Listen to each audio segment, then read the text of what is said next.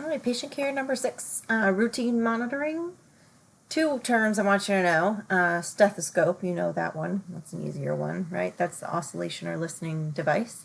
And then the sphygmomanometer is what measures the patient's blood pressure. Vital signs to remember. Blood pressure, I want you to know what normal ranges are for both ends.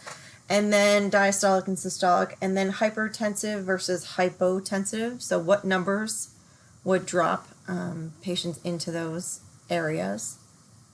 Pulse rate, you want to know the normal pulse rate for adults. I have children and infants in here as well. Tachycardia versus bradycardia, one's fast, one's slow.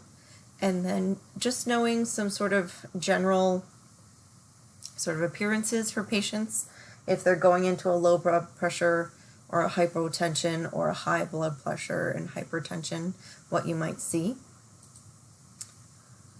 Basic monitoring of vital signs includes respiration, so average for adults, they have 12 to 20.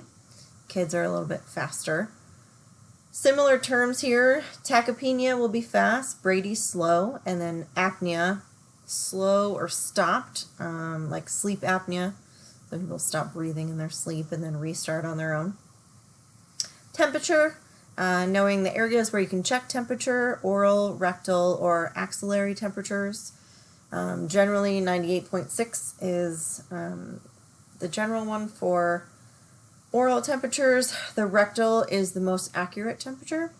And then pulse locations for a conscious adult. You can use radial pulse found on the wrist. If they're unconscious, if you're about to do CPR, you're going to use the carotid. And then infants are brachial.